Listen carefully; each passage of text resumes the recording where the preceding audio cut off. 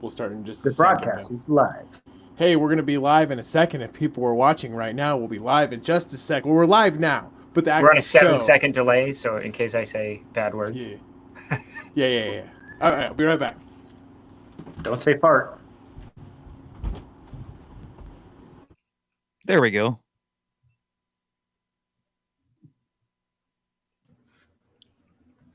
So we're going to talk all the Impact tonight. Only Impact. Just Impact. All Impact all the time. I mean, that's all this show has ever talked about, though, right? That's wall to wall. Wall to Yeah. wall. Just Impact. The Flair years. The Sting years. the Foley years. The Foley years. I saw him at a show in Fayetteville, North Carolina one time. And it was when Rob Van Dam was there still. I'm such a big Rob Van Dam mark. When he He's was fantastic. still in WWE, or I liked him in ECW the best when he was the TV champion for 2.5 years. no, I was just trying to figure out if you were talking about when Rob Van Dam was still in WWE, because guess who is still in Impact? Oh, is he? Or rather, again in Impact. He finally needed some money. Yeah. I mean, he's got to Weed money. support his smoking habit, so. Yeah. ECW was such a weird place. You had guys like Sabu who were fun to watch, but really weren't that great. He just had really good balance and some innovative offense with chairs. Yeah. Yeah, I mean, I think All right, I'm back. when you have Paul doing the booking, at least you have a chance. Yeah. With just about anybody. Yeah. Okay, you guys ready? Yeah. Paul I don't E. know what you're Dangerously. talking about, and I don't want to fucking know what you're talking about. I'm anxious to get to these matches. We're I talking also- about Let's- your bush. Let's do the weekly recap real fast. Well, we do got to talk about... weekly recap I couldn't give a fuck about. We can talk about it a little bit. We got to talk about at least the main event for Money in the Bank. At least. Yeah, fuck. Money At in the least Bank the main was this event. weekend. I totally forgot that it happened. I watched the whole thing and I forgot. Oops. Hey, everybody! Welcome to the show. I'm running this from my work laptop that I don't want to really have on right now because I feel like they're watching me at home. Welcome to the show, Smartmark Wrasslin Radio. Joining us this week, we've got Jesse Knight. He was with us. Jesse Knigget. That's how they said it in the old times, the old days. Ye old Kniggets. That's right. Jesse joined us this weekend for the live stream. He was actually in the live stream longer than I was, as I was not able to make it for most of the show. But it was a good show. I am Derek, at Derek on TSPN. We got Chris with us as Huds Magruder here. And of course, as always, we have the honorable Dkatz. Oh, looking beautiful tonight. Man, I'm excited to have a full panel tonight. So for people who are watching the pre-show, I guess is what we'll call that. We're not going to talk a lot about what happened this week, because I watched AEW this morning and I didn't really care. I just didn't care for any of it. It was a little boring, wasn't it? You know what? Yeah, it was boring. And guess what? This week, Des, did you watch the whole thing? You watched all of it. I watched the whole thing of Okay. AEW. You watched the whole schnitzel. The grand Can you shebang. agree with me now? Finally, can you agree with me? Please just agree with me. Lance Archer's lame. He sucks. It's stupid. Yeah, it's a it stupid sucks. gimmick and it sucks. It sucks. It sucks. Yes, it was all the weeks leading up to this week, maybe I was wrong. All the weeks leading up to this week, I was the one that's like, he sucks. And everyone's like, no, it's cool. And I'm like, no, it sucks. But at least he looked cooler in those weeks. This week's Dynamite, he sucked. It was stupid. He looked like a little bitch. I hated Jake the Snake. Cody, dude, you gotta admit though, Cody in the F-150 was pretty lame too. It was no. Wow. Didn't they go? So he's in the F-150, which cool, I guess. That's a normal pickup that people own. Yeah. Nothing special. They coming? Is he coming down here? He goes to the top of the ramp. He's just like, and like here's like a garbage can. It's like, and it's like, and then he gets out. It might as well have been like a fucking table full of watermelons and chickens, dude. Like it was so stupid. They tried making it feel like Attitude Era Stone Cold with like the beer truck, but it was or any vehicle. Stone Cold could drive anything back there. Because Stone Cold is Barbie. He's the male equivalent of Barbie doll. But they tried making it seem like it was cool, like Stone Cold, but it was fun. It was a Ford F-150, and he didn't drive down to the ring. He drove to the top of a ramp in the stadium, and then hit like a garbage can and a barrier, and then still got out. Nice job, dude. You scratched your Ford F-150. Could use some of that TV money to get something cooler. Yeah. I still think Jake the Snake is super cool. Like his promos are so sick. Inconsistent now, though. Because last night, I agree. He was doing this whole like Bray Wyatt compound thing when he first came in. It was kind of mysterious. Then last night he does that whole thing. I hated it. You didn't like it? I hated. Well, I hated that. Well, the part I hated was the women are good when they're at home, taking care of our babies and making us dinner. It's like, dude, dropping truth bombs. Sure. It's perfect heel shit, though, man. Sure, yeah, but I know. But when it was like, when it was like mysterious, it was cool. Like he was like a mysterious kind of like almost like cult leader. Like, man, I'll follow Jake the Snake. Are you kidding me? But now all of a sudden he's just like, I just don't like women all that much. He's just a really bad Southern Baptist. No, he's just a bad dude. Like, he's just a shitty person. Which we already know that, man. You're Jake the Snake. I watched your documentary. Yeah. I know. We didn't get to see Kenzie Page or Justin Law this week either. We did not. Which is disappointing for me. Got to see Pineapple Pete. Pineapple Pete in action. Pineapple Pete. He's fun. Who has a different name, but nobody really cares because you're Pineapple Pete. Yeah, Chris Jericho, right? Kind of a bummer because I think Dusty ruined AEW for me last week. Because you were the one that pointed out, I've been loving AEW, but then you did point out that their characters are stupid.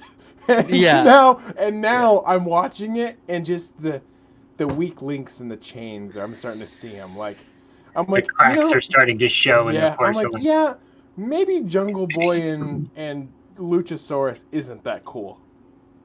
I like them, but maybe it isn't that cool. How invested are they? I'm a big fan. Characters. They have a strong look. The wrestling's better still. Yeah. Hands down. Yeah. And like that group, Scorpio Sky. Yeah. It's fun. Dude, they're love it. SCU. Dude, that was great. That was really good. Cool, man. Also, I do finally, Chris, you haven't got to watch it at all. I do have my AEW version of Alexa Bliss, though. I do. Really? Oh. Dr. Britt Baker. I think is DDS. She is so hot. She's so hot. I'm like, she's so hot. I don't even care if she's a good wrestler, which she is. She's actually kind of I could see her putting on a good show with probably like Charlotte Flair, honestly, if you're going to compare her just to someone. Babe, though. Babe. And she's really good. Right. Her character's great. She's good, yeah. That's fun. Anyway, that's AEW. Matt Hardy got his... Oh, yeah, Matt Hardy was good. Yeah, got his Vanguard 2.0, 1.0. Yeah, Vanguard 1 got destroyed, and he was like crying in the ring. I was like, oh, this is going to be great revenge porn. Yeah, it's good. It was fine. Raw was fine. Weird. It was weird. I thought I had higher hopes for Raw because it was a Raw after Money in the Bank, so I had higher hopes. Yeah, I mean, But I'm it's still a super, Raw without a crowd in it. Yeah, and I'm super glad Asuka's champion. I like that. That turns me on. Chris, in that, I'm not going to steal your joke, but I want you to say it on here because I was dense and missed it at first, but it was really good. Which one? That was the Seth Rollins joke, taking out another wrestler. He took out another wrestler? Took out another wrestler. And I go, it's funny is you said that in the chat, and I go, oh, I must have missed that. I'm thinking he botched something and hurt You figured somebody. something happened at Money in the Bank? And turns out he just botched a pullout. He missed that spot and hit the money shot instead. R-Truth is more fun the more I watch him. Yeah, I love him. His entrance was fantastic. When he I love him. Pretending like the crowd was there.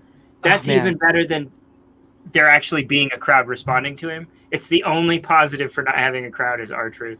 Dare I say R-Truth is kind of like another version of Jericho where he could keep reintroducing himself as a new version of himself, and I'd be like, yeah, I'll fuck with this. Yeah, and I'm okay with Crazy Truth. It's like, if he just wants to be nuts for the rest of his career, I'm not going to complain. What do you have, Little Jimmy? Remember Little Jimmy? Little Jimmy? Loved it. Little Jimmy. Little Jimmy. Loved it. Hilarious. He's great. Hilarious. He's great. Yeah. Jesse, you watch TNA, don't you? Impact, yes. You watch Impact. Formerly known as TNA again. Well, and to be TNA again. Probably. There's actually fun parts to that, so I mean, you know. Is there? So the lowdown on Impact this week, I'll throw it out. Yeah, throw it out. They're kind of interesting because obviously where can you find Impact, by the way? I'm sorry. Yeah, how do you watch Impact? Are they still on Spike it's on TV? Access TV. Access TV? Which sounds like public access, but it's actually AXS. I know what you're talking about. Yeah, I have DirecTV, so I get all the channels. You can probably find it online. I bet you to stream it. They also have. They used to. Oh, what is there? They were on like Fight. And the Fight app, I think. Oh, okay. So they're kind of interesting because they pre-tape a lot. So even when they're normally going, they wrestle a lot in Vegas at Sam's Club because that's, it's like their bingo hall. And so they'll tape like 5 or 6 or 10 episodes, whatever. So when Raw and SmackDown, when WWE and AEW went to no crowds, they still had their pre-taped. So for an extra like 3 weeks or whatever it was, they had their shows that were already taped. And then it got to their pay-per-view that they were supposed to have, and they're like, oh, well, here we are. We can't do this. So now they're taping without crowds again, or like catching up to everyone else. And their show's all right. I mean, it's got its ups and downs. What are they doing with no crowd? Are they going WWE where it's just no one and crickets, or are they going... Yeah, they're going no one. Wow. They're also... So they have the by far the worst commentating team. So they have Josh Matthews and Don Callis. Wow. Josh Matthews. Oh, that hurts. Yeah. Yuck. Yeah, Josh Matthews hurts the ears. Don Callis, I think my worst, like, anytime he says athlete, he's a strong athlete. I'm like, oh. So, but Don Callis isn't there. So now they're having Josh Matthews' wife, in real life wife, wrestler Madison Rayne, be his co-host. And so then it's just all sorts of weird. It's just, there's bad. There's some female wrestlers on Impact that I like. Yeah, so they have a pretty strong female led by Tessa Blanchard, who is their world heavyweight champion right now. So the big belt. Yeah. Okay. Yeah, Tully's daughter. She's the heavyweight champ. The fun part of that storyline right now is I don't know where she actually is. I think she was down in Mexico or something, so she was having trouble getting back or long story short, so she hasn't been on TV in a while. So instead of just doing the WWE and like pulling the belt and doing a tournament or whatever, they have Moose, who's one of their like, he's a slightly better Bobby Lashley. Okay, I think I know Moose. Yeah. So they've also started to cross brand again with TNA and trying to bring back like that heritage. Good. And so it was like 2-3 weeks ago where he had started beating up some of the TNA people. Hernandez was on there. And so at one point he just brought out the TNA World Heavyweight Championship and he started referring to himself as a champion. So nice. Huh. I always like that. So now he's the heavyweight champion on the show for now, which is like, okay, that's one way of doing it. And it's actually, I mean, it's working. They had their quote unquote pay-per-view the same way that that NXT did theirs, where they just kind of did a couple weeks and they put like their big matches on their show. And the main event was Moose and Michael Elgin, who was supposed to face Tessa Blanchard and Hernandez. Actually, it was a triple threat for the TNA World title that no one actually is the champion of, but now Moose is like, I'm the champion. So do you watch kind of fun? Oh, sorry. Go ahead. Oh, I was just saying, so it's sort of the same way as what's his face on AEW that I can't think of his name right now, where he's like when he pulled Dasha into the ring on AEW and was like, no, I'm the champion, like call me the champion. Yeah, Brody Lee. Oh, Brody Lee, yeah, Brody Lee. I've always kind of thought that was fun. When they do stuff like that, I don't know. It's kind of illegitimate. I stole the champion. I stole it because that's how that works. I have the belt and now I'm champion. Possession. That's how that works. Possession is 9/10 of the law. Come get it back. Do you watch NWA Power, Jesse? No NWA. It's all on YouTube. So if you want to watch NWA Power, you can watch full shows. Nice. And it's pretty good too. NWA Power is pretty cool. I think it's, well, I can't remember, but that's good. they put NJPW puts stuff up on YouTube as well. I did know which that. I love. Dude, there's so much wrestling out there, and I think that's. I mean, it always comes down to like, you know, WC or W. It does actually just come down to WCW versus WWE, right? Like everyone compares them and contrasts, and I mean, I'll watch them all if I can. I mean, I don't ever think about watching Impact because it's not on any channel that I have, but if I went and looked for it, I mean, I'd give it a shot. Right. I used to watch it. It's the same as pretty much any other promotion. There's your matches that you can definitely fly by, but then Rosemary's still on there. She's a fun character. They got rid of Dixie Carter, though, right? Yeah. Oh, thank God. Yeah, I hate that bitch, Dixie Carter. Yeah, they cleared out. I don't even know who technically owns them at this point, but Chris, did you ever watch Impact? Yeah, I've been to some of their live shows. Nice. They had a time there where they were pretty good, and they were definitely a good alternative. But I think it was the whole Dixie Carter introduction. Like, she can own a wrestling company and run things from the back, but everybody doesn't need to have like a big bad corporate boss. You don't have to have an authority. It's McMahon and Stone Cold's unparalleled success is what has caused that to happen. And I don't know if it's ever going to go away, or if WWE can come up with something else new that other people can copy. Sure. Maybe that'll work. But I think that's what killed TNA.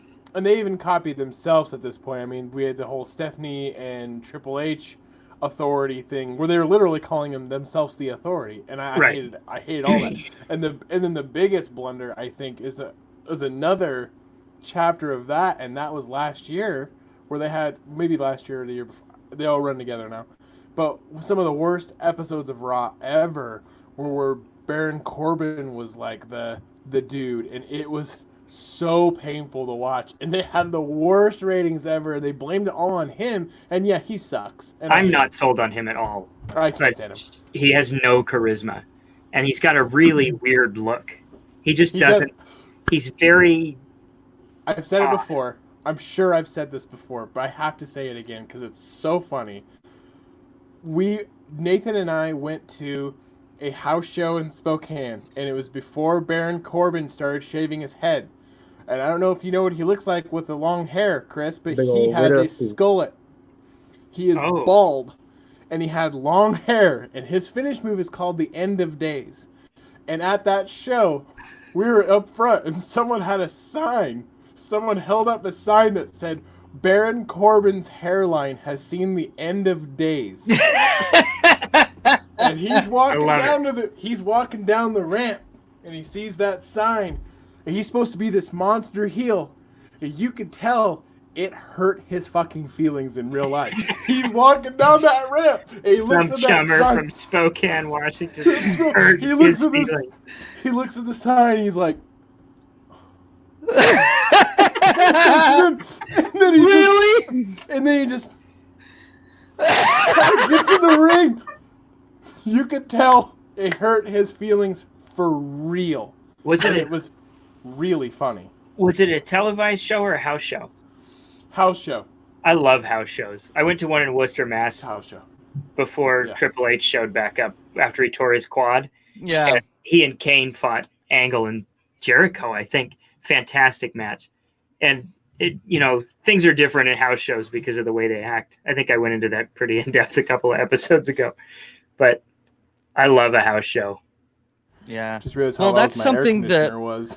that I learned when we all went, the LWF group, we all went to a pay-per-view, Raw Live, and then we went to a SmackDown ECW taping. And it made me realize like you can watch it at home and that's great, but like when you actually go, it's a totally different thing. It's like it's night and day. I mean, yeah. I just want to jump in on Randy's comment and say, just because people hate you doesn't mean you're good heel. Yeah, right. I completely agree. I don't hate him as a heel. Just go away. Go away. Him and Bo Dallas should make out. I don't hate him because he's drawn the right amount of heat. I hate him because he has no charisma. He's not.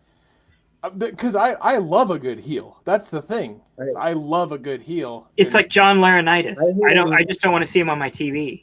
That's it. I don't dislike him. I just taking up time. John Laurinaitis is on my list tonight, babies. Babies. I would. Is it the John Cena match?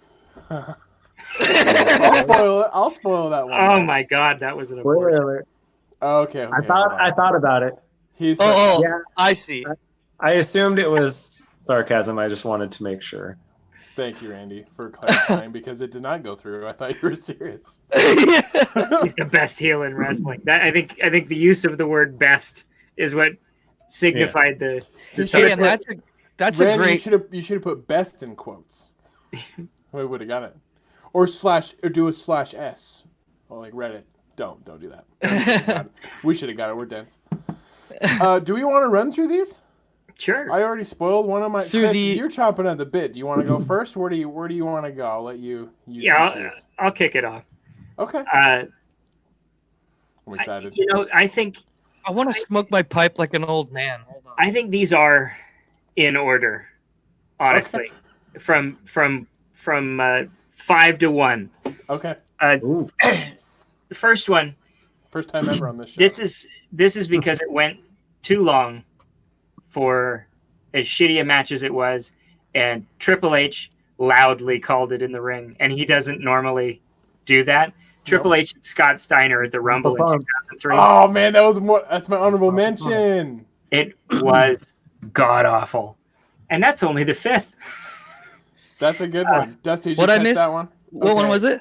Oh, Triple H and Scott Steiner at the Rumble in 2003. Yeah. Great choice.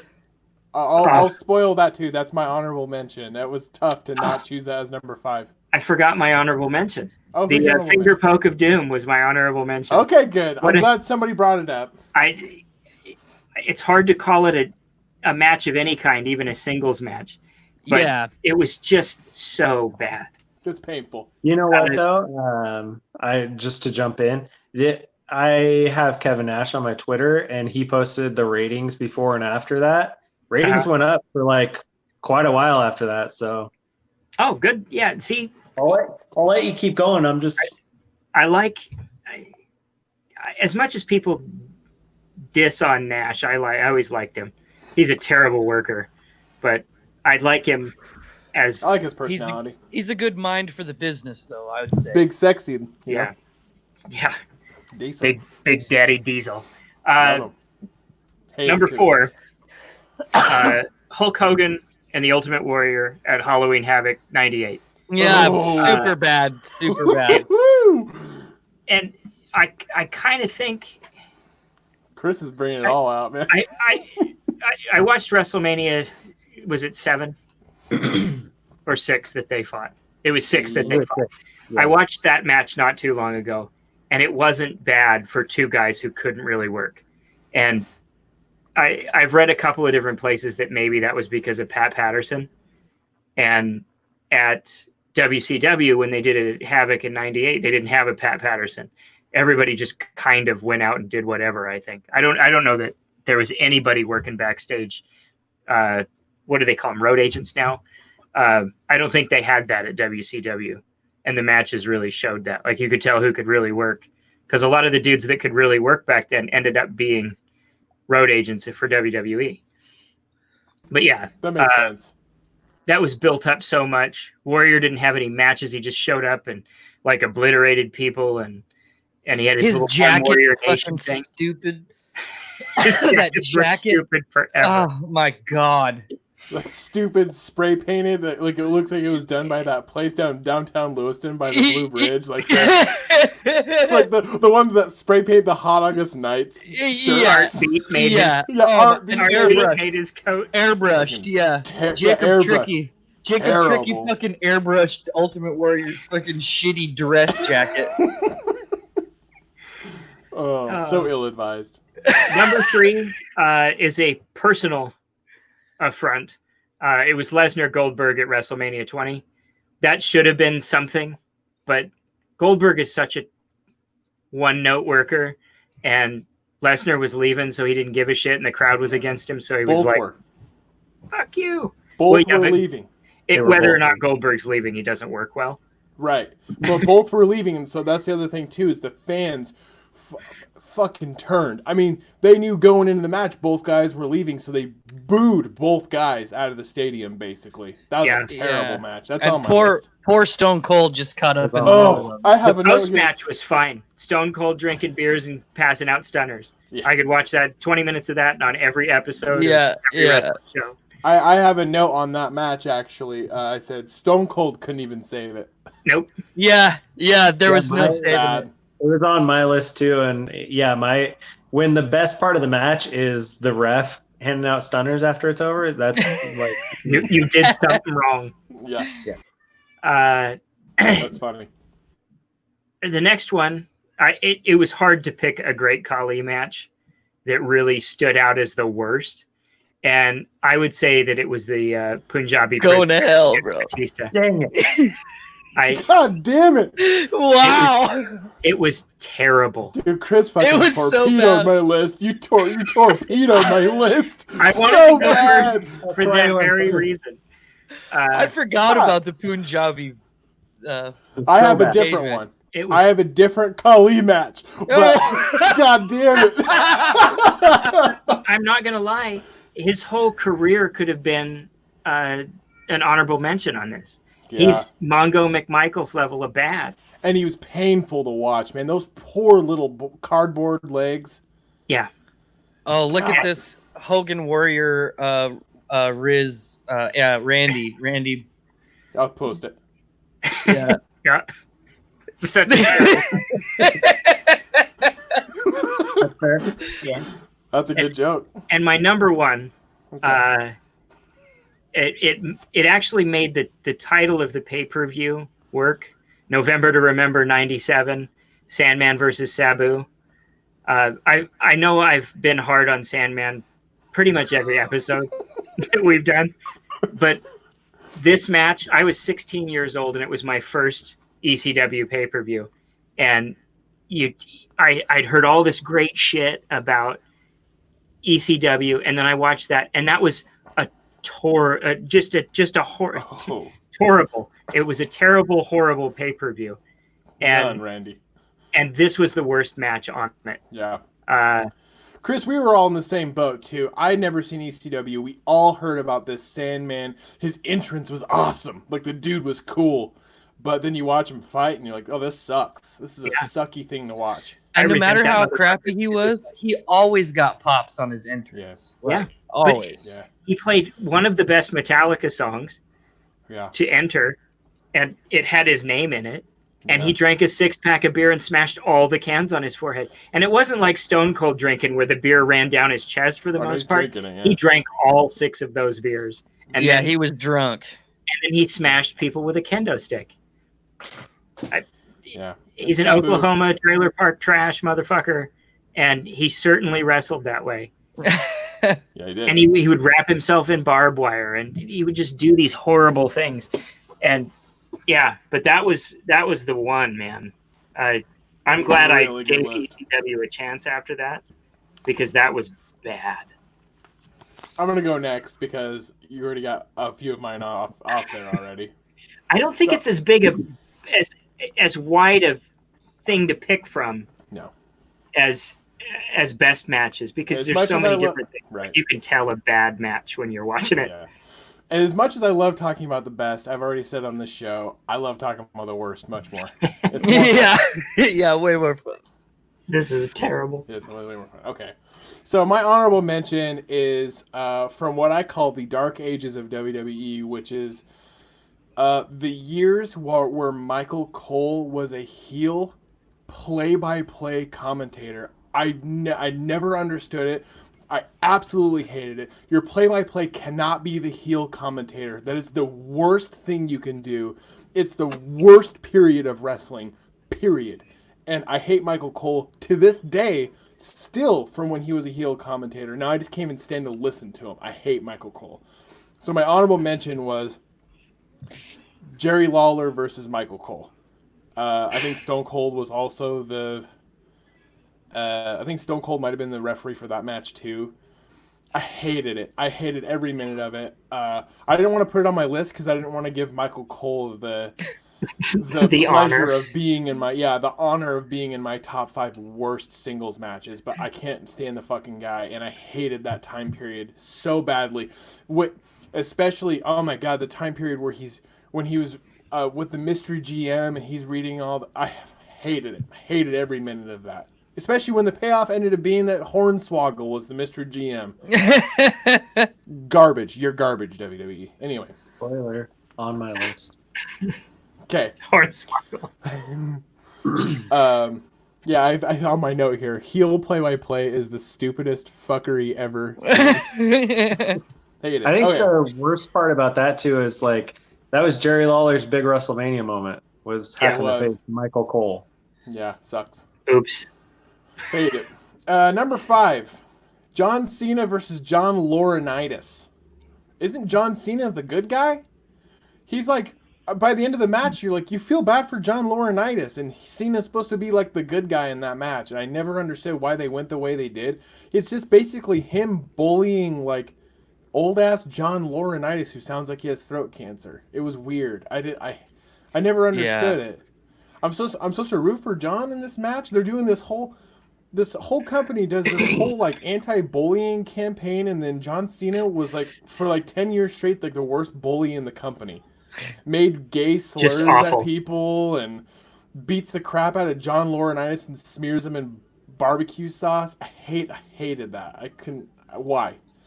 Number 4. Why did that happen? Hated it. Number 4, Goldberg versus Lesnar, 2004. Everyone knew this is like the toddler ages of the internet where we could all get on there and be like, Goldberg and Lesnar are both leaving and they're headlining, and then everybody takes that energy into the match. Boy, they got booed out, and it was a bad match too. It was bad. Yeah, you could tell no one there cared. Everybody was getting their WrestleMania paycheck, and that's all that mattered. Yeah, it was bad. Number 3, I'm so glad nobody has said this yet, and I hope I stick some wind from some sales here.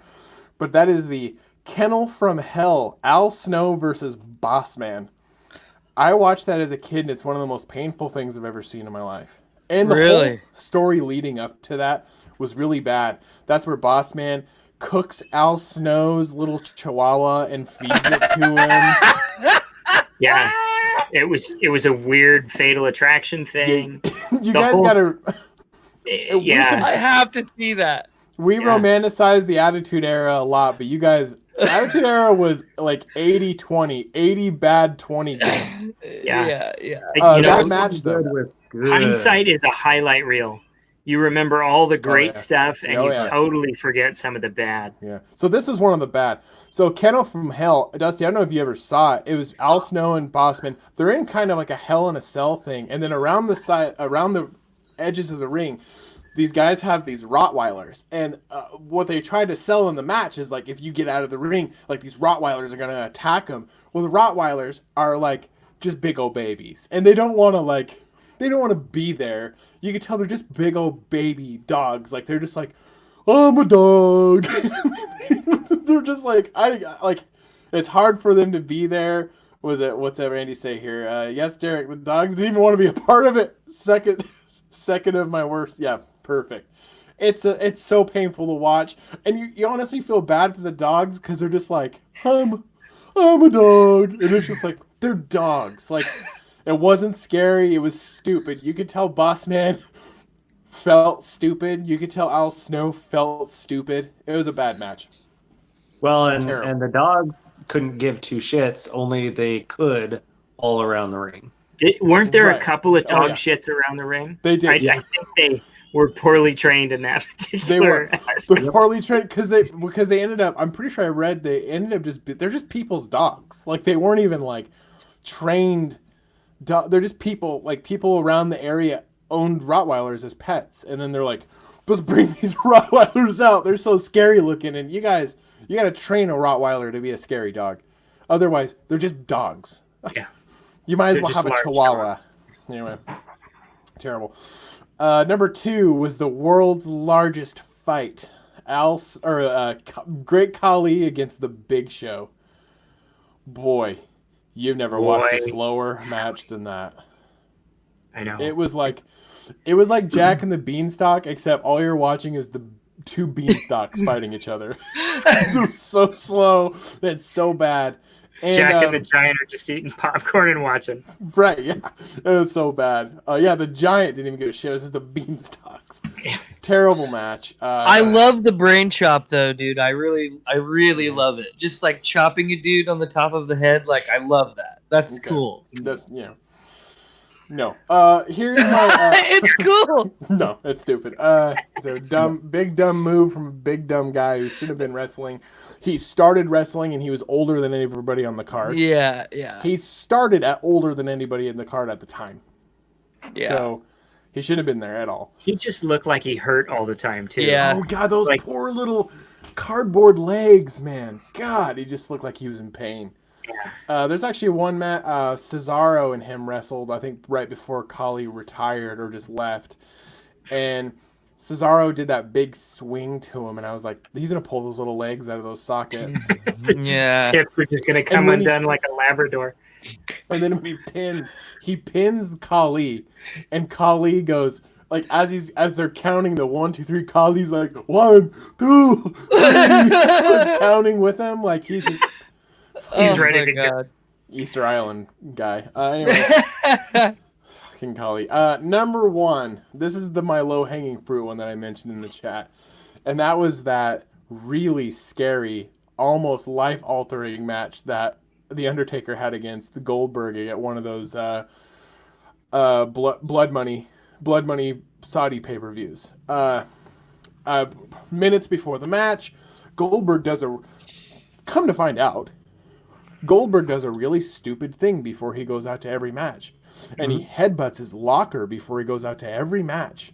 Because he's a fucking moron. And he headbutts the locker and hits it too hard and gives himself a concussion before he walks out to the ring to wrestle. And it's 110 degrees because it's Saudi Arabia. He walks out to the ring. He can't get Undertaker in a jackhammer. He can't get Undertaker up at all. He finally lifts him a little bit and almost kills the Undertaker.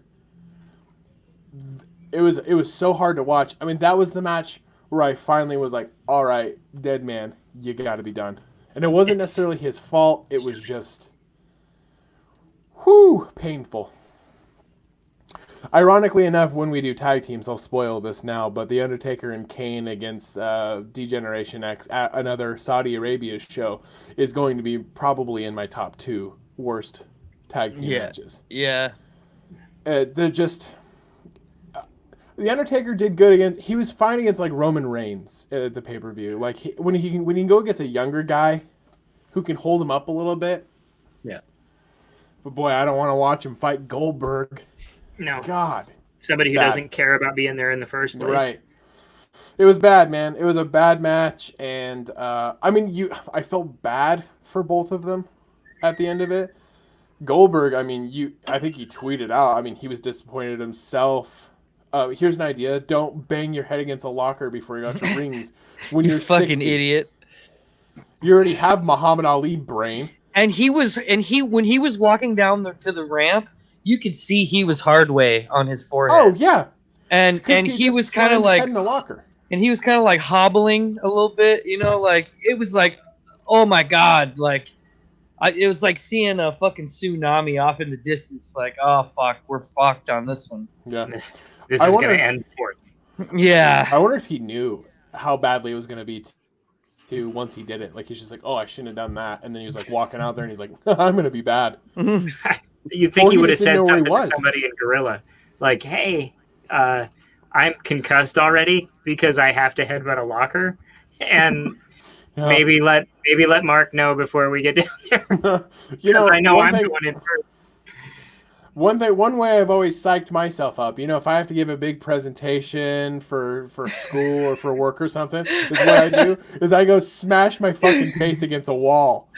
Just this concrete wall right here. Yeah. I go headbutt it and then I go, let's go, students, and I'm gonna do my best. My project is about CTE and athletics. And I'm bleeding already. All right. That's my 5. I like it. Which one of you two gentlemen wants to go next? I'll go. Okay. Jesse can close out the show for us. Yeah, steal it from me. Your thunder's been stolen. It's mostly all gone at this point, but yeah. We revisit them.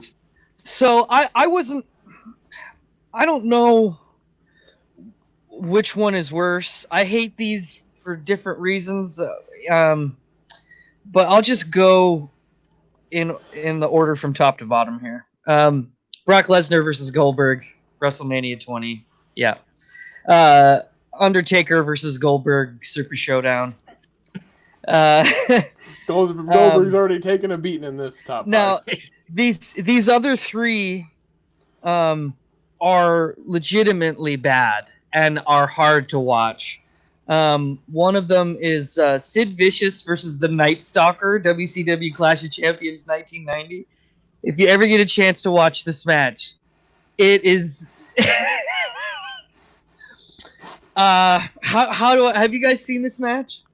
Sid Vicious versus the Night Stalker? Oh. I don't remember the Night Stalker at all. So the Night Stalker, somebody's going to have to take him for N because we need to fucking talk about this fucking pile of shit that was shambling in the ring.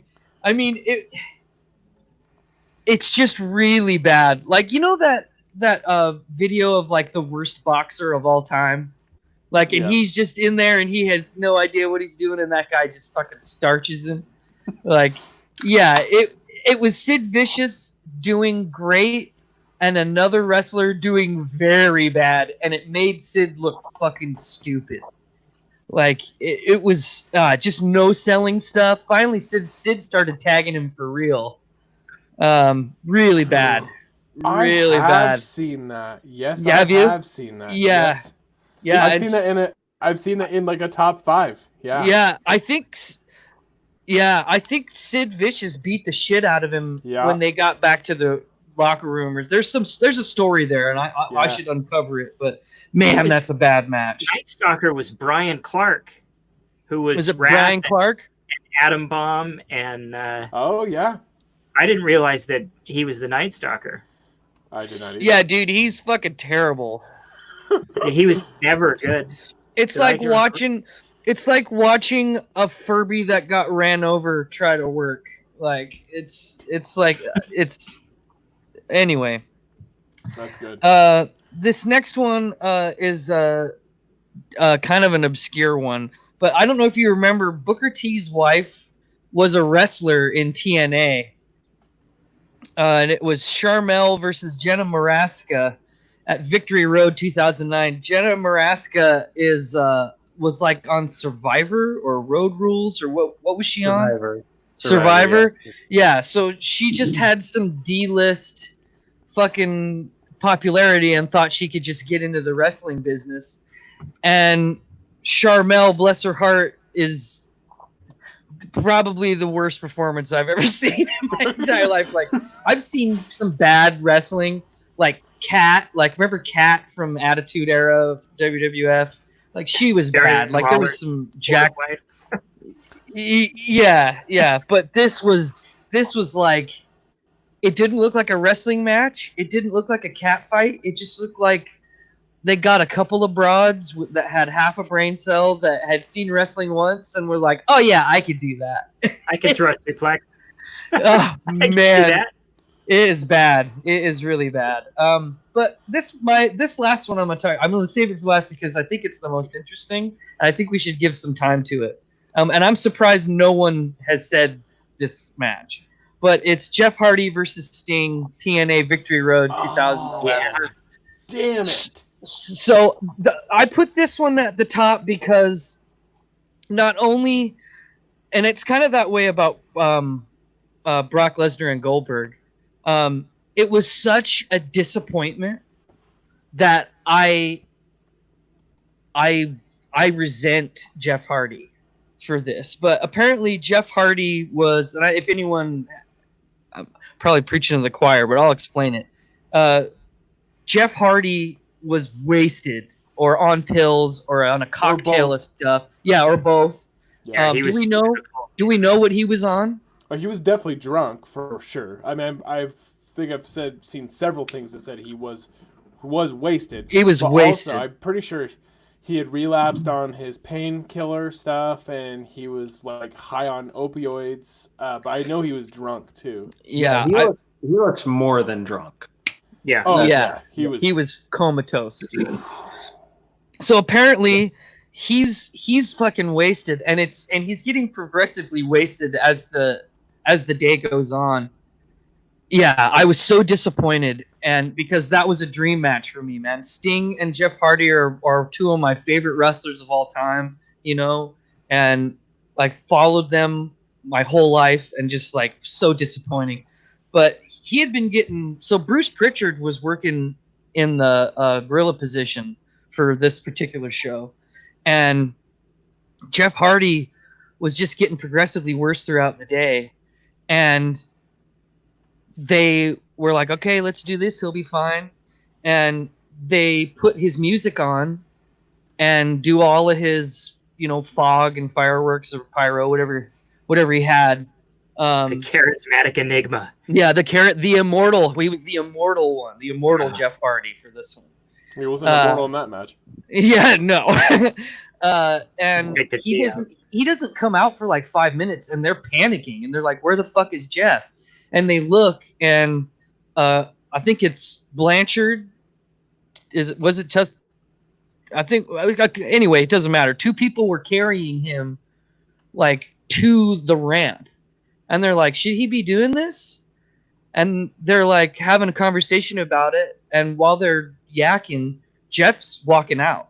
Like, they're like, oh shit, he's walking out. So now he's on TV, wasted, stumbling to the ring, and Sting is talking with Bruce Pritchard, and they're like, man, we can't do this. Like, we can't have this wrestling match. Like, he can't wrestle. So Bruce ran to the trailer and found Vince Russo and was like, we can't do this. What should we do? And so they basically told Sting, hey, just go out there and squash him and let's not worry about it. So Sting comes down and has his takes his time to get down to the ring, and Bischoff, they both get in the ring. Bischoff comes out and is like, they send him out there to save the fucking match. And you can see him going up to both of them and talking to them, out of kayfabe, like, hey, you're going to get squashed. And going up to Sting and like, you need to squash him. And, we're not wrestling today. And you could see Bischoff doing that because what he's saying into the mic doesn't make sense at all. Mm-hmm. You're like, what the fuck is he trying to do? They're scrambling last minute to save Jeff's life, probably. You know what I mean? Yeah, because he would have got up on the top rope and fallen off. Because that was where he was. Yeah. Like, oh yeah. He'd have done the Swanton bomb, landed on his head, man. Anyway, the craziest part about the match is Jeff has his T-shirt, and I think he's trying to play heel. So he's wasted, blackout, but he's still able to like try to be a heel, and he spends way too much time trying to figure out where to throw the T-shirt. And you look at Sting's face, and he's just like fucking livid. Yeah, he's livid, so pissed. Yeah. So, and then long story short, Scorpion Death Drop 1, 2, 3, and even that looked like it was probably going too far. Like he should have thrown a body slam or something and just called it. But because the way Jeff was in that, because the Scorpion Deathlock is a reverse DDT. Yeah. And no, thank you. I don't know. Even that was too much for that. Like yeah, man. Throw a submission on him, like knock him over and throw a submission on or something and have the ref call it. Yeah. It was the bump definitely put him in danger. I agree. It was painful to watch. It was sad. Yeah. And that was sad. Really disappointing to me. And that's why I had to put that on the end there. Yeah. He looked pretty good on the pre-show this week. He did. Yeah. I was not disappointed in that match, except it was a little predictable. Like as soon as they got out there, I was like, oh, yep, I know where this is going. What I find funny about Jeff Hardy is he says he's the charismatic enigma, but he really doesn't have any charisma at all. No. As far as I'm concerned. His charisma is painted on his face. He's not really all that interesting, except for he has a cool move set, and they paint his face. He's not really all that interesting. Matt is actually by far more interesting. Yeah. And it was a lot hard. It was really hard to watch him do that. This might be the first time we talk about SmackDown on the show. He had a promo on SmackDown, and it was hard to watch. Like he's trying to like, and he's trying to do this like, I'm this is my one last go, and I'm not doing drugs anymore, and I'm trying to make amends with the audience and with his fans, and it was just like, this is rough. I don't want you 12-stepping on a microphone. Yeah, I don't. Isn't that kind of funny? They'll paint.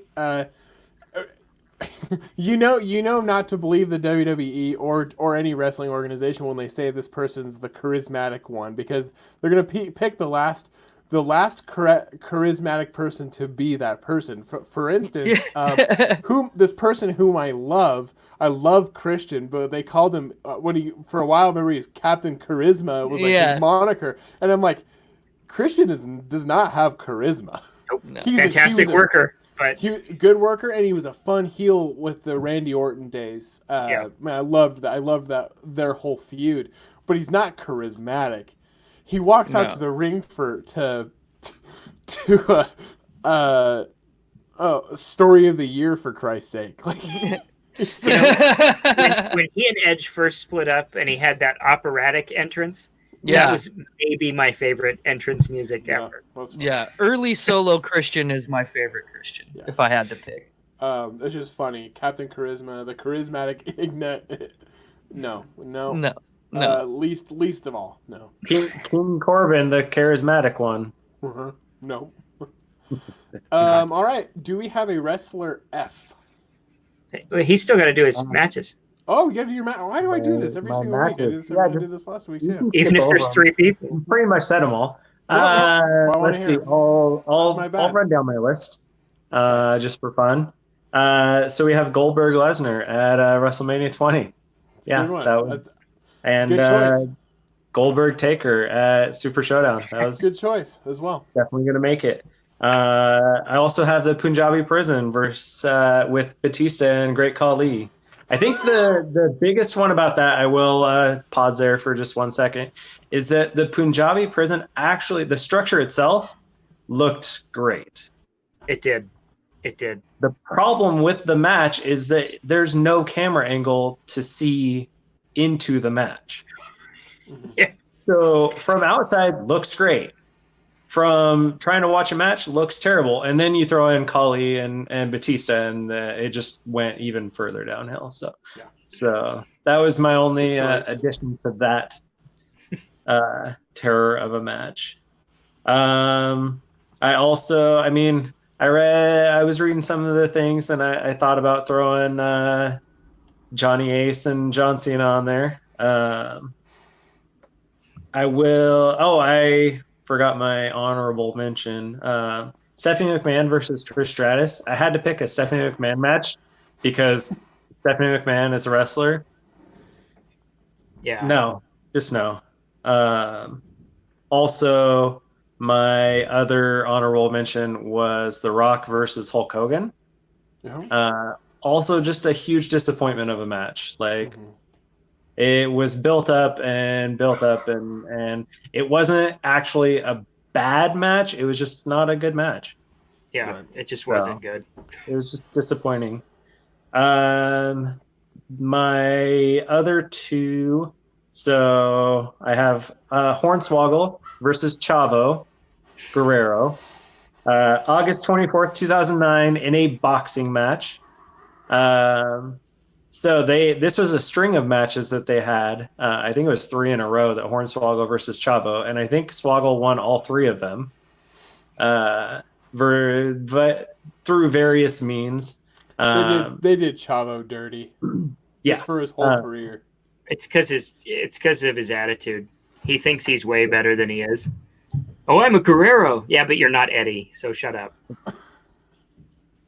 I think my biggest problem with that is just Swoggle going over anyone that's over 3 feet is like, okay, I can understand if you're throwing fit out there and having him shillelagh someone or whatever. Yeah, once in a blue moon, but no, you should never have a tadpole beating a. Yeah. And then my final one, which is not exactly a singles match, but I snuck it on here just for fun, is actually a triple threat match. So still somewhat by the rules. It's Jeff Jarrett versus Diamond Dallas Page versus David Arquette in the triple cage match. Yep. Yeah. Boy. I'm surprised. What's that match called? As far as I know, it's just a triple cage match. It's from the Ready to Rumble movie. Right. They had a name for that. It was like. It's funny in the Ready to Rumble movie. Yeah. Yeah, but it's really sad in real life when they gave David Arquette the. You know, when I was doing, I probably read the same articles you guys did, trying to get dates and names and stuff. David Arquette gave both of his paychecks from WCW to Owen and who I want to say it was Pillman's, or was it? Yeah, Owen and Pillman. And he didn't want to win that match. And I don't know, I guess Vince Russo thought it was a good idea, so it happened. But good on him for that. He's also, David Arquette, he has that sad substance abuse problem, obviously.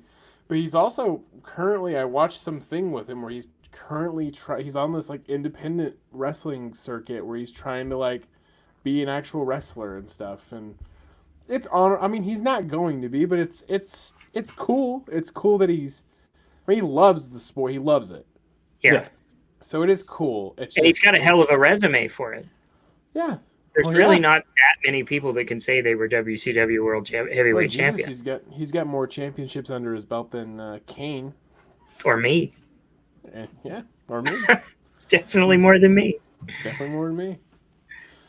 More than Kane, though. Kane's a legit wrestler. Yeah, Randy, I do actually agree with Randy on this. Bret Hart versus Mr. McMahon was bad. It was bad. Oh boy, yeah. And I knew it was going to be bad, but I mean, yeah, I don't know. I don't know how much else to say about how bad that was. Well, also Bret Hart against Goldberg too, where it ended his career. Yeah, that's bad. Oh, my other honorable mention was the cattle prod match also. Oh yeah, sure. That one did hit the wrong note. Yeah. I didn't like.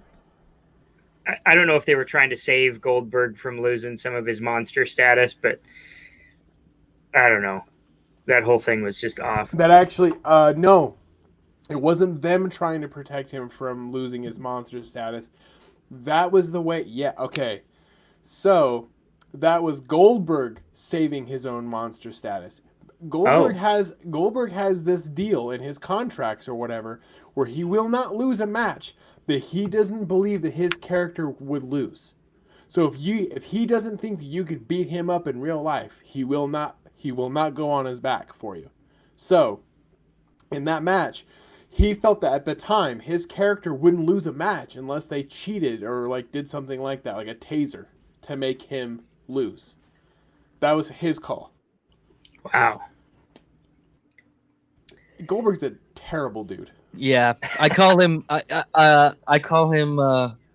When I read a little bit of his autobiography, and I don't even know if it was an autobiography. It might have just been a regular biography. But when he told his buddies he was going into wrestling, they said, "What are you going to be, G.I. Jew? And your signature move will be the figure foreskin." So that's what I call him. I call him G.I. Jew, and when he does the jackhammer, I call it the figure foreskin. That's terrible. I'm going to hell, but that's what his friends called him. I thought it was pretty funny. It is pretty funny. All right, Wrestler F. Wrestler F. By the way, good list. You had a really good list. Very solid. Yeah. I had to try and pull some out with you guys still and everything. So yeah. Let's see. All right. So Wrestler F. I ran through a few options. I tried to think of ways I could cheat the system. So I thought about using a nickname of a fella. So I could have gone with Sheamus. You know, the fella. Not that I really ever cared about going with Sheamus, but you know. I also thought about using a fake. So there's a lot of fake McMahon, fake so Undertaker. I was going to go with fake Diesel. So then I could have gone through Glenn Jacobs' whole thing. I also thought about doing Funaki just because I knew Dusty would have loved that. Funaki's good. Yeah. And so I really settled on two options. The first one was Fabulous Moolah. Strong. Controversial at this point with the whole Me Too movement and all that. Yeah, she was a real piece of shit. Yeah. She was really terrible for the women's liberation. So you have to tell me about that. I don't know anything about Fabulous Moolah falling from grace. So we'll start. I mean, I'm not going to do her, but we'll just run through the biggest reason to use Fabulous Moolah is obviously she's the world champion, women's champion for 27 years. Mm-hmm. 27 years. Like, yeah, oh yeah. People talk about Bruno being the eternal champion, but Fabulous Moolah was the champion. So the whole Me Too side of Fabulous Moolah is they were gonna name the women's battle royal at WrestleMania. They were gonna have it be the Fabulous Moolah Memorial Battle Royal or whatever it was gonna be. Mm-hmm. And all of a sudden, everything started coming out. And there was people for and against, and so it's always hard, especially when she's been dead, 10 years at that point? Right, yeah. to ever have, like, no one's going to know what the real story was except for the people that were there. But there were various wrestlers and or family members of wrestlers that were worked for her that said that she like pimped them out essentially.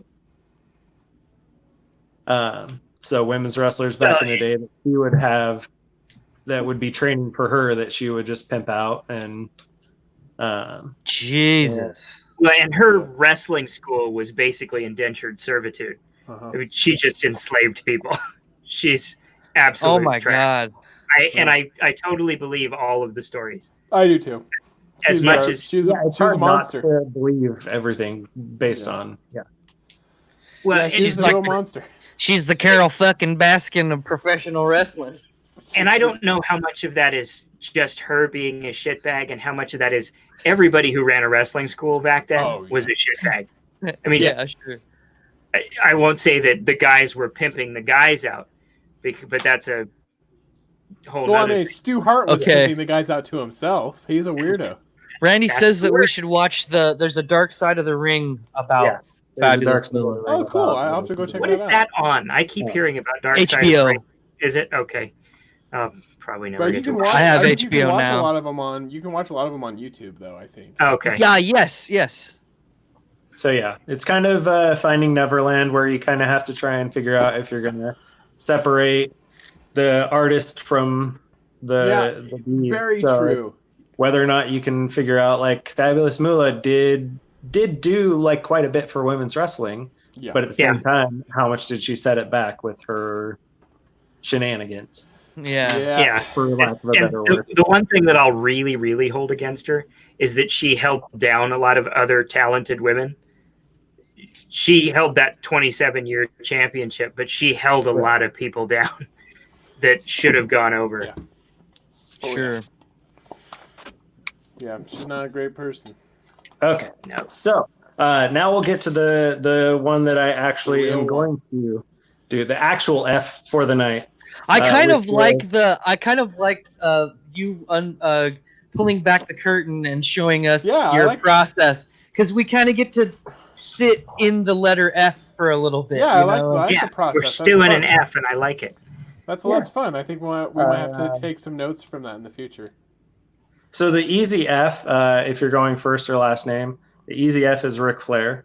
But I figured I would go bigger and go with the Four Horsemen, because that is an F, and it is somewhat outside of the rules of what you're going with potentially, but that's what I like. So. You're Well, against it, okay. I think if we have any listeners that don't watch backlog wrestling that much, I think the Four Horsemen can kind of be an enigmatic thing or amorphous thing that they don't really know the history of. You know? So I think this is good. Oh, which the other F that in the same vein that I thought about going with was the Freebirds, just so that we could talk about the Freebird rule. Which they still use. We brought that up so- before. Yeah. So the New Day still uses the Freebird rule. Occasionally, Yeah. Occasionally, yeah. Yeah. My vote would have gone to Terry Funk, just because he was in Roadhouse. Yeah.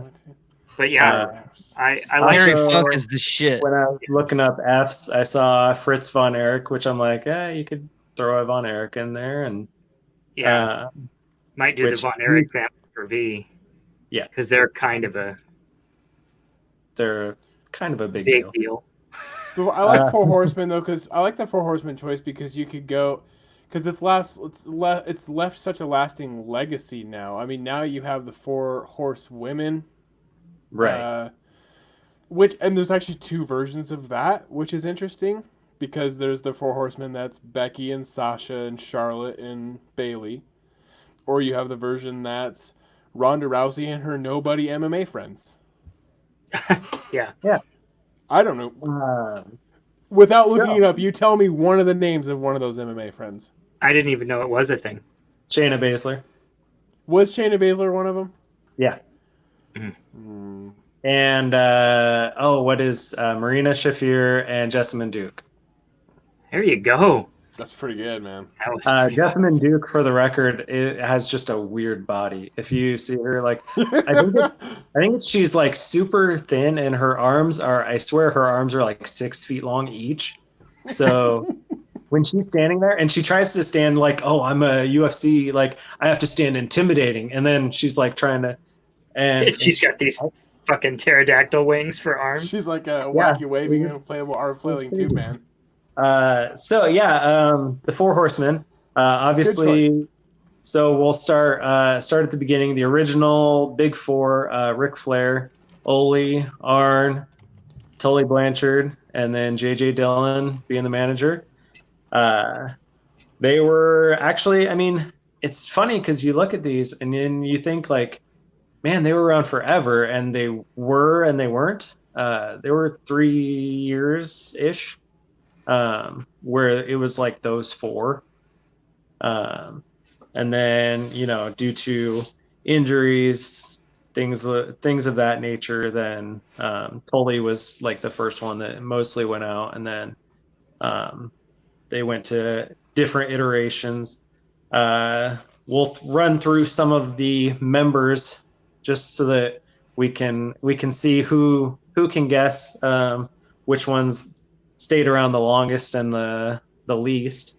So we have Lex Luger,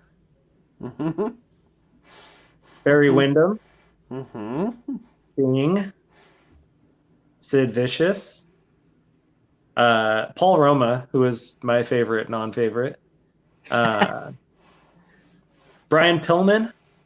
Yep. Then you get into the more recent, where everyone kind of knows. The most recent, the best iteration, in my opinion, the Chris Benoit and Dean Malenko. That's the reformation, right? Right. Which then they had Steve Mongo McMichael, which is, I think, everyone else's favorite non-favorite. Yeah. Kurt Hennig. Yep. Shortly, yeah. And Jeff Jarrett. Yep.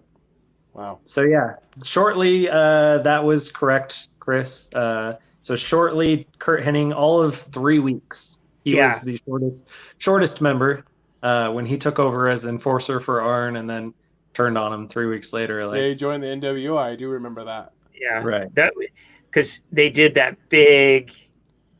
It was a long segment where they were like, "It's not Oliver's spot, it's my spot." After like the week after they brought Hennig in, they did the NWO did theirs, and then like the following week, Hennig flipped on him, and it pretty much, I don't think there's been a real Horseman since then, right? No.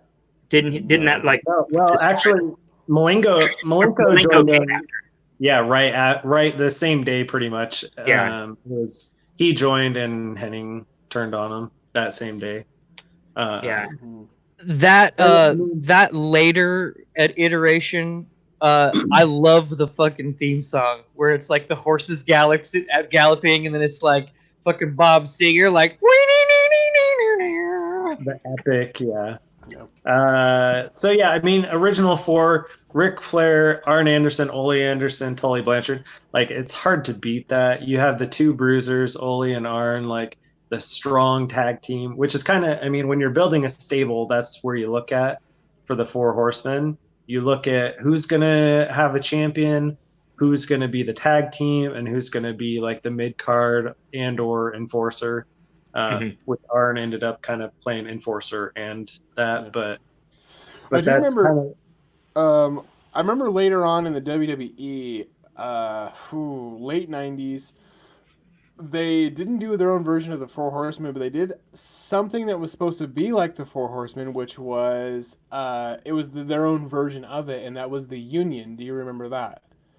Yes. Very short-lived, but that was supposed to be. They had the 2x4s, but it was like, what was it? Ken Shamrock, Big Show, Test. I think Foley was in it. Mick Foley. It was Foley, Test, Big Show, and Ken Shamrock, and it was probably, I think, 1 week long, honestly. Union. I mean, they gave them goddamn theme music, and used it probably 1 week. But that was maybe two episodes. Yeah, it wasn't. I think long. it was a Raw and a SmackDown. But I think that was supposed to be, if I remember correctly, I can't remember someone's podcast, but that was kind of like their version of like the Four Horsemen. And if you think about who the four they picked for that could have been huge. Yeah. I mean, Test himself should have been, he should have had a huge career. And I probably would have. He should have gone to the fucking dentist.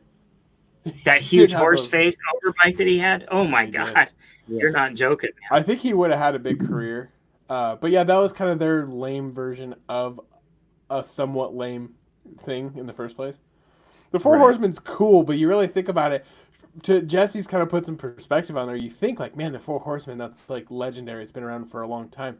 Well, kind of not though, right? Like here and there, we put a couple nobodies in it, and they were still kind of nobodies. Like Arn Anderson, yeah, but that's the guy's brother. Cool. We'll get Ole in there too. Why not? Get Ole. Yeah, I mean the original four around for 3 years. The reformation, which was really around the time of NWO and all that in '95. So that technically lasted like 4 years, but then even then they had Mongo in it for like a year-ish. And he makes it hard for that to be at all credible. Like, you want somebody to sully your stable. You call up a former football player who is the least athletic person on the roster. He was so bad. Yeah, no, I mean, I think the big thing, so they showed us, and we still have stables today that are trying to do the same thing. I think Undisputed Era right now is the strongest example, where they have the obvious Adam Cole being the champion, Roddy being the North American target, and then Fish and O'Reilly being the tag team. Like they're kind of following that. We've had different iterations. There was Evolution. They didn't really. I think Evolution was one of the best. They didn't really do any tag team necessarily, but they were definitely. Which the funny thing about it is, so I was looking back at that as well. So championships, they did have quite a few title runs. NWA National Heavyweight or National Tag Team Championship one time. Ole and Arn. Let's see, United States Heavyweight Championship 5 times. Tully, Lex, Barry, Flair, and McMichael had one, which just kills me. World Tag Team Champions 4 times. So all in all, 5 tag teams. And then you look at the National Heavyweight Champion. So Tully got it once. Then you got Flair getting it 6 times. And Flair getting the WCW Heavyweight 8 times.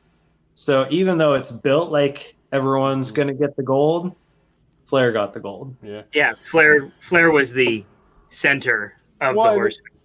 And there's the 2 numbers, right? That's like kind of like the big thing with Flair. So Flair's had the title. So WWE says he's had the World Heavyweight title 16 times. But he's had it more like 30 times. 33 or 34, I think. There's some they recognize and some they don't. Yeah, it's an insane amount of times that he's had that title because that was back when you would lose a title on a house show and win titles on house shows. Yeah. And during the territories, that was basically house shows, like a tour of like house shows. So he would win the title several times throughout a month. So it's very interesting. That's kind of like Goldberg's undefeated number though, too, right? I mean, you watch Monday Nitro one week and it's like, he's undefeated 100 times, and the next week it's like it's 200 times. You're like, what did he wrestle 100 times in a week this week? Like, come on. Like, did he really have that many matches in his whole career? I don't know. No, there's no way he did. Oh man, Four Horsemen's a great. When Goldberg did win the title from Hogan that first time, I do remember as a kid being very excited about that. Yeah, he was built perfectly built. And I bought into the Goldberg stuff right in the beginning there, for sure. Yeah. I mean, you think about it, the guy's got, he has the most vanilla entrance music ever. I mean, they went and picked just a dun dun dun. I mean, nobody even wrote. Yeah. Dun, dun, dun, dun, dun. I mean, they didn't even. I think they just found a Casio keyboard and were like, "This song sounds kind of interesting." Here, let me play a couple. I'll play it through a stadium, and then, but part of his song though, right, is the chant. Obviously, it's the chant. Yeah. I mean, he could have had no song. 17-year-old me wakes up inside. Oh yeah. And it's just like, fuck yeah, tackle somebody. Put him through the ring. Break some shit. This last time when he came back, when he takes the title from, he does a squash match and gets the title to Kevin Owens, and then he had a terrible. It was a very sad moment because I love Kevin Owens so much, but he did. It was really funny. He came back to say he's gonna fight. He wants to make one more run. You knew what it was going to be. It was going to lead up to him and Brock Lesnar at WrestleMania. When he comes back, though, it's really funny. He gets at the top of the ramp, and he's wearing, like, this douchey tap-out style shirt because he's Goldberg. He's wearing blue jeans and cowboy boots. Okay? And he's standing at the top of the ramp, and he does this thing where he breathes in the smoke like a fucking moron. He probably hit his head against a locker before he walked out there, too. So he breathes in the smoke, which can't be good for you. Breathes it out, and then he does this thing where he throws these punches and he does this big stupid kick towards the camera, and he's wearing a cowboy boot, and it just takes you out of the moment because you're like, is he wearing fucking cowboy boots? That's not a wrestling boot. He looks stupid. G.I. Jew turned into G.I. Jewish cowboy. God, it was just so weird. Such a weird fucking moment. Bucky Goldberg, everybody. Yeah, that's good. That's so good. Before we're done here, we got a couple minutes. Dusty, we were talking on the chat. There's a few. I really liked the lingo you had for this week. I think we should try to squeeze it in there because I think it's. I find it in the show with this too. I like the lingo. Okay. Jesse, I love the choice for F. I think stables are not off limits. Oh. I don't think anything should be off limits. No. For the letters, because every once in a while we're going to hit a letter and we're going to be digging. Yeah. Except for not with X, because I'm going to go Team Extreme. But... If I get X, we're doing Team Extreme. Xavier Woods. No, I'm doing Team Extreme because I think sure you got Jeff Hardy and Matt Hardy, but what about Michael Hayes? Walking out wearing the same kind of gear as them. You got Jeff Hardy and Matt Hardy are wearing bondage pants from Hot Topic. But everyone seems to forget that Michael Hayes is also his 50-year-old ass out there wearing the same gear as them. And I remember even as a kid watching that being like, he's too old for that stuff. Okay, I guess we'll try to let's get these in. Let's get these in. The first term we're gonna. Yeah. These all kind of go hand in hand. But the main theme of this is over. Over. So what does it mean to be over?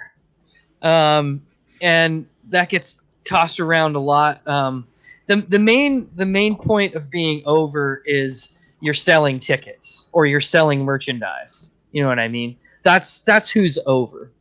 A crowd reaction isn't quite this. I mean, it's a part of it, but it isn't quite. It isn't quite the same. You got to be selling tickets and you got to be selling merch. So that's what over is, and that's where you want to be, like Hulk Hogan. You want to be over like Hulk Hogan. You're selling action figures and pay-per-views and tickets and T-shirts, like for sure. And when people are starting to get over, when they're starting to sell their merch and it's going well, usually what the company will do is they'll give you a push. And that's the next term. A push is essentially just like, if you imagine there's a line to the drinking fountain. The drinking fountain is the world championship. Like, a push means you get to cut in line and, go in front of people and get closer to the world title picture. And usually... Go ahead. Go ahead. Oh, go ahead. I was going to say, the thing about a push too is sometimes pushes can be very ill-advised. Yes. Because a lot of the times the company, whether it's WWE or any of them, will sometimes push who they want to be over, but the crowd doesn't necessarily buy in. A really good example would be when Batista came back, and everybody at that time wanted the whole Yes Movement thing. They wanted Daniel Bryan, and but they had already set basically it was going to be Batista and Orton for the title at that WrestleMania, but people didn't want that. It's nice that Batista came back, but they wanted to push that. That's not what people wanted. So sometimes, a lot of times, pushes don't work. Another really good example is obviously Roman Reigns. He's been pushed his entire career. He's the biggest example, and I think he's the third strike. I think the first strike was trying to push The Rock on people, and that failed miserably. And luckily, he was able to adapt and be a great heel. And I think John Cena is probably the next strike, but Roman Reigns is just the most recent strike. And probably the worst of those, really. Yeah. Well, because at least Cena was over for a while from being a heel, though. He built from doing that rapper thing. Yeah. He got over, and then he became Super Cena. He became like the Hulk Hogan, and then it wasn't fun for people anymore. And people, the WWE, the UW universe especially turns on you quick. I mean, people loved Ronda Rousey when she first came in, and she was being booed within 2 pay-per-views, at least. Well, because if your shit stinks, the crowd's gonna fucking know it. If you're stinking up the joint, that's another term or phrase of wrestling. Is if you're stinking up the joint, you're stinking up the place. It means you're bad. You're right. So we got over, we got push. Go ahead. So normally when you're getting a push, they're going to put you into squash matches, which are basically where you bury a guy. But bury is a little bit more complicated. But a squash match is essentially you're going to come in there, take a finisher, and it's over. And you are then putting that guy over. You're giving him a favor, right? So it's also a verb. Like the wrestlers in the back that lose to you have to put you over as well. To get you over to the crowd, because the more money that babyface makes, the more money the heel's going to make running that program. You know what I mean? Did you guys watch Wrestling with My Family? That Page movie? No. Yeah. No. I watched it. It's fine. It's a fine movie. Vince Vaughn actually has a really good part in the movie where he talks about the reason why Page's brother why he should never be a WWE wrestler is because he's a journeyman. And he talks about like, what do you want, talking about like the life of a journeyman, which is basically like, you're going to wrestle for 30 years. You're going to have a horrible body at the end of it. You're never going to get the push. You're never going to be over. And then at one point, The Rock sees Vince Vaughn's character and he calls him sex tape. And they're like, why'd you call him sex tape? He's like, oh, because he's like a sex tape. He made my career just ignite, basically, because The Rock, it's inferred that The Rock had some match with him where he was put over, and Vince Vaughn's character basically put The Rock on the map. I mean, it's obviously Vince Vaughn's not a wrestler, so right. Never been built like one. No. Yeah. But so I just thought that was interesting. It kind of plays into this a little bit, though. Like, right, so absolutely. Journeyman could be another term thrown in there for this too. Like some people are never. Al Snow's a journeyman. He never ever got that push. Right. He's not a greenhorn. He's not green. Right. That's another term, and that's used in a lot of stuff. But yeah, he's definitely a journeyman guy. He never was able to find his niche to make his, to get over. And I don't know why exactly, but I'm actually a fan of him, but it is true. Like, he's definitely a journeyman. Like, he never would have gotten the title. I started loving Al Snow when Tough Enough became a show. Yeah, sure. But we're going to talk about burial. So a burial, like sometimes a squash match can ruin a guy's career. It basically, it's a burial. What it does is it makes you look so terrible that it delegitimizes your wrestling status. Ooh, can I have an example? Can I do the example? Yeah, do the example of a burial. So it should have been an amazing stable, and it was a really good idea for a stable, and that was Nexus. That was the up and comers out of NXT. Heath Slater. Who else was in Nexus? Daniel Jesse? Bryan. Daniel Bryan. Brian Danielson at the time. Right. Brian Danielson. Wade Barrett was the leader. Wade Barrett, Ryback when he was still Ryback still wanting to be fed. The dude was hungry all the time. He wasn't fed yet. No, it was Chip or something. Chip. Chip something. Husky Justin Harris. Gabriel was their high flyer. Yeah. So what happens was they finally have a pay-per-view, and I believe it was Survivor Series, and all of John Cena's team got eliminated, and then John Cena like single-handedly beat all of Nexus and embarrassed them and made them look so bad that they had no legitimacy, and that was the only pay-per-view that they got to do, and they were done. Yeah. And then you had the new Nexus, and they got buried too. Yeah. So and then they became the Core. With 2 R's for some reason. Yeah. Also, DX buried a lot of people too. Yeah. Yes, they did. Triple H is actually buried just a million. There's people. a whole history there of terrible invasion angles that are just horribly handled by WWE. Yeah. Right. I know it's a shame Buff Bagwell never. I'm just kidding. I'm kidding. Yeah, it's a shame. Yeah. Oh boy. Burial is mom's still on that forklift to today. Yeah. Burial, I think, is like the biggest sin that I think you can do. And what's sad is that a lot of times it's not in your hands. You know, you got to bury a guy because that's what the office told you to do. And, you know, sometimes I don't guilt some of the wrestlers for the burials they've done. No. It's just some of them could have been better.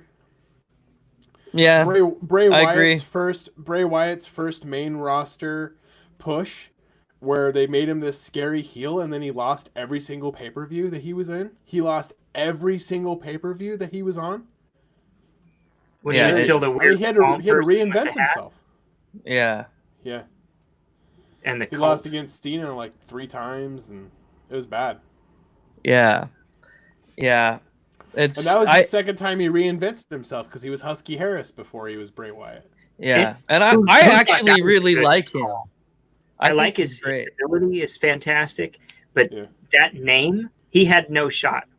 No. Sure. You can't call him Husky Harris. He sounds like a bad Stan Lee character. He's Wall Man with the powers of a wall. He ran into a radioactive wall. We could do a whole episode about how much of a hack Stan Lee actually was. He's Door Man. He got bit by a radioactive door and got the powers of a man. Fucking stupid. When I first thought up the idea of moon boots, man, I was getting my head stomped in by a man wearing moon boots. And they were radioactive. In my defense, nobody's created characters for me to create in over 60 years. Oh, man. Anyway. Speaking ill of the dead should be the title of this episode. Jesse, do you have a burial like that in the top of your head that you can? Because I was like, I'm trying to think of a burial, and I can't think of like maybe. Oh, I got a good one. It was part of the invasion angle. And it was kind of gross too. It was kind of icky. And that was Booker T getting buried by Triple H. Oh yeah. And they had some racist undertones in there too, which were kind of icky. Like, cause I remember one point Triple H is like, somebody like you can't be the like top guy basically, and it was like, ooh, like what do you? man. I heard you saying it that way. Somebody like him, because he robbed a Wendy's. I don't know, man. That's a little. Yeah. But then Booker T was the biggest name that came out of WCW at that time. He was transferred. He was the only one that had any legitimacy because he was the 5-time champion. 5-time. And we've talked about it before. I love Booker T. So because Have you seen his mugshot? His mugshot is fantastic. Oh, I'm sure it's awesome. It's one of the best mugshots ever. I'm sure his mugshot looks better than any picture I've ever pull up his mugshot. I'll pull it up. Let's speak ill of the still living. Also, Dusty, you can probably, while I'm looking this up, do you think pop has any place in here? Yeah, so pops can be a great way to read the crowd, and reading the crowd is like one of the big things you need to know in order to get yourself over. If you know what pops them, and you know what they want, and you know how to build the heat around what they want, I think it's pops is like the fundamental part of getting over. It's a fundamental part of getting over. I think the fun thing with that though is that there's different variations of the pop. There's the stone cold pop where it doesn't matter. The glass breaks, you're gonna pop. Yeah. And then there's the actual like the match pops where you see a spot and you're like, oh, holy shit! Like, okay, yeah, that got me. So yeah, and I think my favorite examples of pop are when 10 years buried. That's all right. In fact, we the results, so I'm all right. I was just gonna look at it. Hey, there's Booker. Oh wow, that's his mugshot from when he robbed the Wendy's. He looks so happy. He does. He's just pleased as punch. He's like, I got me some spicy chicken nuggets. 5 times. 5 nuggets. 5 nuggets. 5 piece. The funniest thing about that is there were 7 Wendy's in that town, and he robbed the one that he worked at. Oh my Booker. fuck. That's great. Oops. I love that. That's good. That's good. We learned some stuff tonight. Yeah. Learned some stuff, learned some things. Jesse, thank you for joining us on the show this evening. Yeah, thank you for having me. We'll have to get you on again. For those of you who watch the show, Kyle will be a guest in the future, but not a co-host in the future. He's a busy guy, which is fair. That's fine. It's fair. Trying to move during COVID. It's a tough deal. He's also got a pretty important job now, which is pretty sweet. So he'll be on from time to time, though. That's pretty good. So where I'm going with that is that because of that, though, I think we will have guest spots on this show. From here, I like doing that. I like having a guest spot. I think that's fun. So we have Jesse this week. We had Randy. I think we're gonna bring on David, the doof. Bring him on. Yeah. I think it's gonna be good. I think Zach Swan. Got to get Zach Swan on here. He's been watching the streams with us and stuff. Also, about the streams, I think we're just going to keep doing that. Whenever there's a pay-per-view, I think we're going to keep doing that. I really want to do it for the AEW pay-per-view, but I don't want to pay to watch the AEW pay-per-view. It's not like watching WWE where I can just do $10 a month. Yeah. What's it gonna be? What's the price point? Like $50? I don't know. Probably though. Yeah, I think it's 50, 60 somewhere in like Jesus. old school. I mean, I'll get it. I'll get it, but I don't. Well, maybe I won't. I don't know. I want to see it real bad. I do too, but $60 is hard. It's hard for me to justify that. Yeah. Where I could pay $120 for the year and watch WWE. That's where they'll have them beat. Plus, WWE's got that network, man. You can watch all those old pay-per-views, man. Yeah, man. It's something special. And see the good old Goldberg Lesnar match. Before we end here, did any of you guys watch? Did any of you watch Last Ride? Yes. No. I'm gonna wait until they're all out and then just watch them. Binge it? Yeah. I made Brienne watch it. with me. I was like, Bran, we gotta watch this. My big takeaway: Mark Calloway is a bitch. He is, and he's bitch, and he's an idiot. He's a wow. He's a company man through and through. And I don't want. He's not a bitch. He could kill me, and I love him still. But the big thing that I took away from it was the quote. Did I embarrass? What was it? Did I embarrass the company? Did I embarrass myself? Did I embarrass? Or is it? Am I happy? Is the company happy? Is Vince happy? And I was like, ugh. Yeah. Yuck. He's a sycophant a little bit. Yeah. And then he gets done wrestling in that match, and he goes in there and he like hugs Vince. And he's like, are you happy? And it's just like, ugh. God, shut up, you brown noser. Yeah, dude. It was just gross. I don't even like working with people I know like that. Make me sick. The problem I had was seeing how delusional he is about his career.